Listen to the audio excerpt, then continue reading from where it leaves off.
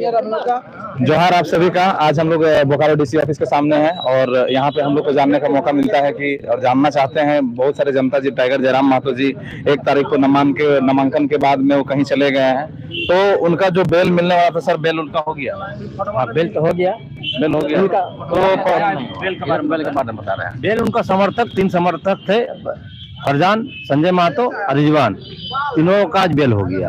ये चुनाव आयोग की तरफ से जो उसका जो प्रस्तावक है उसमें जो संदेह किया गया है और सुनने में आ रहा है कि टाइगर जयराम महतो की जो नामांकन है वो रद्द कर दिया जाएगा, कि ये कहाँ तक ये सच है और कहाँ तक ये किसी की तरह से ये गलत है।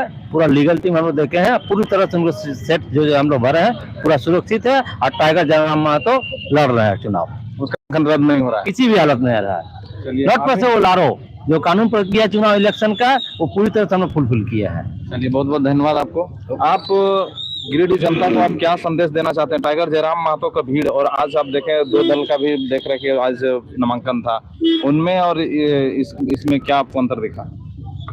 ये बहुत बड़ा परिवर्तन होने का आशंका है, संकेत दे रहा है कि ये बहुत बड़ा परिवर्तन होने पर झारखंड में जो चीज कोई नहीं जानते हैं और नहीं उठाया है संसद से लेकर विधानसभा तक, उस चीज को इसके माध्यम से उठाया जाएगा और ये उठा सकते हैं। इनका नॉलेज आज तो कोई ऐसा विधायक नहीं पहुंचा है कि आर्टिकल क्या होता है, संविधान क्या होता है।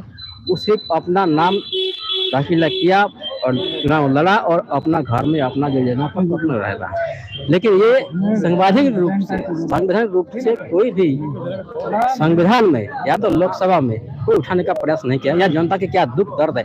दुख दर्द खाली खाने का पीने का ही नहीं है, दुख दर्द बहुत तरह का दुख दर्द होता है। लिखाई पढ़ने का भी दुख दर्द होता है, कोर्ट कचहरी में काम करने का दुख दर्द होता है, या संविधान नियम बर्तन सुनने का भी दुख दर्द होता है। जो यहाँ पर नियम सम्मत है CN-टेट के बारे में, यहाँ DC नहीं जानते हैं, यहाँ का जज नहीं जानते हैं, वो सब का भी यहाँ पर ट्रेनिंग एक सेंटर बनेगा और ट्रेनिंग के तहत यहाँ बहाली होगा, ताकि वकील लोग जो भी बहस करेंगे वो अगर जज और प्राधिकारी अगर नहीं समझ पाएंगे तो यहाँ का जनता को भी कोई रिमेडी नहीं मिलेगा, कोई भी आदेश नहीं कर पाएंगे, सुविधाजनक आदेश। और यहाँ से लोअर कोर्ट से लेकर सुप्रीम तक लोग जाते रहेंगे, पीढ़ी का पीढ़ी मार खाते गया और खाते गए हैं, और पीढ़ी से पीढ़ी हम लोग मार खाते गए हैं। और इस पीढ़ी के बाद से हम लोग भी नहीं मार खाना चाहते हैं, ताकि अगला पीढ़ी तक ये सब कुछ सामने मौजूद रहे और जनता अपना सुविधा के अनुसार काम के दरमियान में अपना सुविधा मिले और हक अधिकार सबको मिले, सबको ज्ञान हो कि हमारा CN-टी एक्ट क्या है, हमारा झारखंड क्या है और इस माटी में क्या होना चाहिए और इसके लिए कानून संबंध क्या होना चाहिए। झारखंड हाईकोर्ट तक हम लोग लिख चुके थे कि ये CN-टी एक्ट को मैंडेटरी करने दिया जाए। हमारे यहाँ से एक भी जुडिशियरी नहीं निकल पाता है। ये हम लोग बाहर जब एग्जामिनेशन देने गए, ADJ में हम लोग भी गए हैं, बाहर में गए हैं, मजिस्ट्रेट में बाहर में गए हैं, सब हाईकोर्ट में सबका एक मैंडेटरी सब्जेक्ट होता है जो कि इसमें आपको कट ऑफ मार्क आपको आना चाहिए। लेकिन यहाँ हमारे झारखंड के लिए CN-टेट को ऐसा मैंडेटरी नहीं किया गया है। क्यों नहीं किया गया है, इस पर भी बात उठेगी और सरकार के माध्यम से हम लोग बात करने की कोशिश करेंगे। हमारे एक चीफ जुडिशियरी ऑफिसर जो था, चीफ जस्टिस पटेल साहब ने बोले थे कि कभी न कभी ऐसा समय आएगा कि आप लोग को ये भाई मांग फुलफिल होगा। यहाँ पर अभी जस्टिस जो भी होते हैं वो तो बाहर से आते हैं, 3 महीना रहते हैं, वो ट्रांसफर कर चला जाता है, इसलिए उसको दुख दर्द उसको समझ में नहीं आता है। यहाँ का माटी का लोग जिस दिन ऊपर उठ के आएंगे और इस सारा दुख दर्द समझाएंगे तो उस दिन से समझे कि झारखंड का एकदम नया। और एक चीज हम आपसे पूछना चाहते हैं कि हम लोग ग्रामीण क्षेत्रों में जब जा रहे हैं तो लोगों का मानना है कि टाइगर जयराम महतो को किसी साजिश के तहत उसको फंसाया जा रहा है, ये बात कितना सच है? साजिश के तहत ये नहीं है। मैडम हम लोग टाइगर जयराम महतो भी बोले कि नहीं, हमको नोटिस नहीं किया गया, वो जो हमारा केस वो प्रशासनिक उसका गलत है, प्रशासनिक गलत है। वो कोर्ट में जब भी कोर्ट से उसको नोटिस नहीं मिला होगा, उसका कोर्ट का प्रोसीजर होता है, वो नेग्लिजेंसी हुआ है। ये सरकार का प्रोसीजर होता है, इसलिए उनको नेग्लिजेंसी हुआ। प्राइवेट पार्टी रहता तो उसको अभी देने देर प्रोबेशन वारंट पहुंच जाता और ये बेल पर भी रहते हैं। मैं तो और एक मिनट हम आपका लेना चाहेंगे। अभी देखिए हम लोग रांची गए थे कल परसों, वहाँ पे देवेंद्र महतो के साथ में भी वैसा हुआ, नामांकन से पहले उसको उठा लिया गया और ऐसा मतलब वो कानून में भी नहीं है, संविधान में भी नहीं है, जिस तरह से उसको उठा के गाड़ी में एकदम उठा के बच्चा के जैसा डाल दिया गया। फिर उसका नामांकन हुआ, तो जेबी केसेस के ही कुछ कुछ लोगों को टारगेट करके ऐसा क्यों हो रहा है? ये गलत हुआ, प्रशासनिक से ये गलत हुआ है। ये उसको बिना इन्फॉर्मेशन में उसको नहीं उठा सकता है। देवेंद्र महतो का भी वही कहना है कि हमको किसी तरह का कोई नोटिस नहीं मिला। देवेंद्र महतो का भी यही कहना है कि हमको किसी तरह का कोई नोटिस नहीं मिला कि हमारे नाम से ये है, या फिर नामांकन के दिन में ही उसको भी टारगेट किया गया। जितने भी राजनीतिक पार्टियां हैं झारखंड में, इस लोकतंत्र के आधार पर जो चुनाव लड़ा जा रहा है, वो लोकतांत्रिक तरीका से चुनाव लड़ने की प्रक्रिया को लोग अवहेलना के तहत ही काम प्रक्रिया चालू किया गया है, जिसके चलते ये साफ साफ दर्शने को मिलता है कि 1 तारीख का नामांकन में जिस केस में वारंट लेकर रांची पुलिस यहाँ पर आई थी, उनको ये पता होना चाहिए था कि हम एनबीडब्ल्यू जो इशू हुआ था वो कितना दिन पहले हुआ था। वो लगभग 2022 में ही एनबीडब्ल्यू इशू हुआ था। अगर पुलिस को अगर पकड़ना चाहिए था तो टाइगर तो पूरे झारखंड में घूम रहा था। 400 साढ़े 300 सभा किया है, क्या पुलिस उसको गिरफ्तार नहीं कर सकती थी? लेकिन वो सिर्फ नामांकन के दिन में ही गिरफ्तार करने के लिए आई। इस बात से पता चलता है कि कहीं ना कहीं ये लोग अपना साजिश के तहत, षड्यंत्र के तहत उनको गिरफ्तार करने के लिए आए थे। और ये जो भागने सकने के लिए बात बोल रहे हैं, टाइगर जब भागा, यहाँ भागा नहीं है, वो हमेशा बोल के गया है कि हम गिरफ्तारी नहीं देंगे क्योंकि मेरे साथ साजिश हुआ है। और इनका जवाब आपको 25 तारीख को गिरिडीह की जनता इनको दे देगी।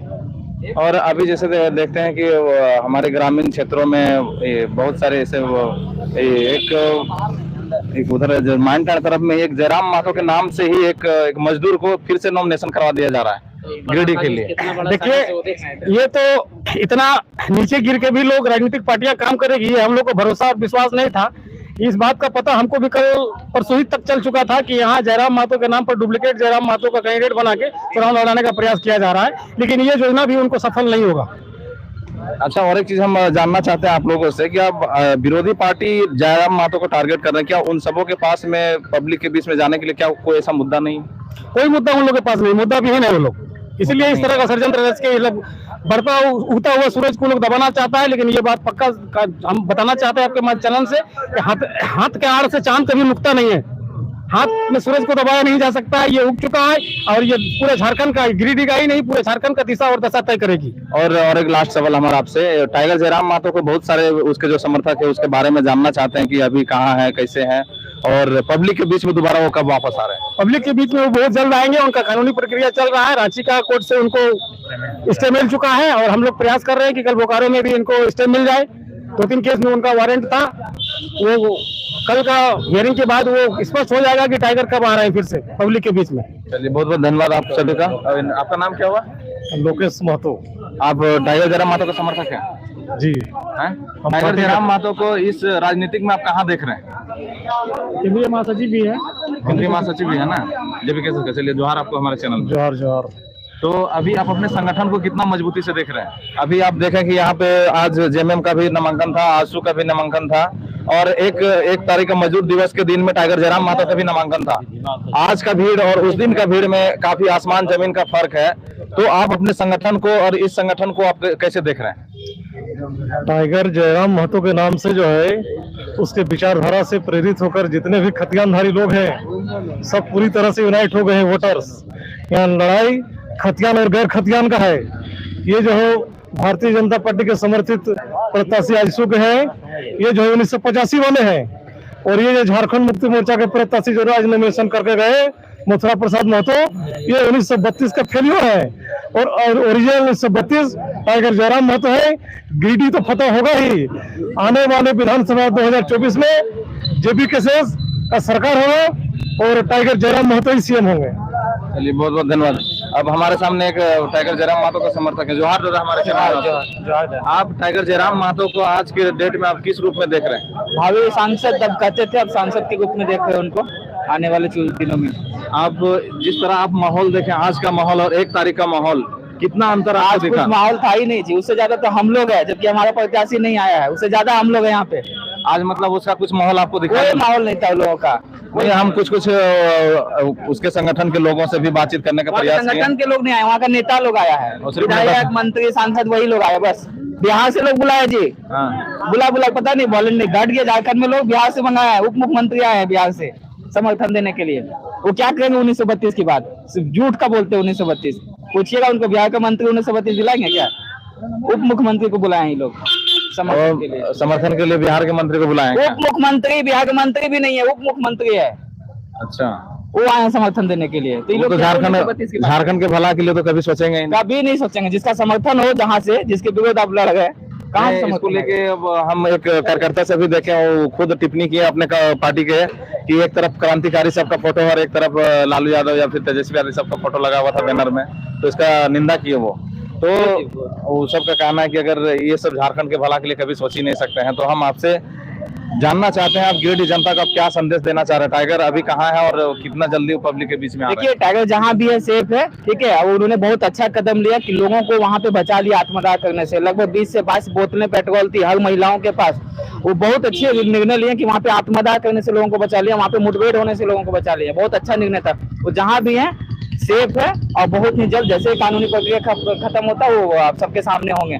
और हम बस गिरिडीह जनता से यही कहना चाहेंगे, जिस फुल फ्लेश में काम कर रहे थे फुल फ्लेश में आ जाए, और हम लोग उम्मीदन 9 तारीख से हम लोग काम करना चालू कर देंगे। और लास्ट सवाल हमारा, अभी जैसे बहुत सारे विरोधी पार्टी के लोग टाइगर को लेके टिप्पा टिप्पणी करते हैं, उन सबों को आप क्या कहना चाहते हैं? उसके समर्थक, आप भी टाइगर के समर्थक हैं और जो आजसू पार्टी के समर्थक हैं, देखते हैं सोशल मीडिया में आए दिन टिप्पा टिप्पणी करते रहते हैं टाइगर को लेके, तो आप उन सबको क्या मैसेज देना चाहते बस उन सबको ये मैसेज करना चाहते हैं कि आप जो रिचार्ज डलवा लिए, बिना रिचार्ज वाला खाली करके देख लीजिए, तब पता चलेगा। उन लोग का रिचार्ज आता है तो क्या टिक्का टिप्पणी नहीं करेंगे तो क्या? अच्छा एक बात बताइए, जो 5 साल का सांसद है वो फेसबुक पे टिक्का टिप्पणी करेगा जी, वो भी हम लोगों के साथ, जो हम लोग कुछ नहीं किए हैं। यही दर्शाता है कि आपके पास कोई मुद्दा नहीं है, सिर्फ फेसबुक में टिक्का टिप्पणी करने वाला ही मुद्दा है और इसके सिवा कोई मुद्दा नहीं। आपको तो जनता खोजता जी, यहाँ तो घर घुसने, गाँव घुसने नहीं देगा ये लोग को। आप सर कहाँ से हैं आप?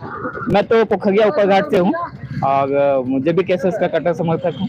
चलिए, बहुत बहुत धन्यवाद सर हमारे चैनल में आपका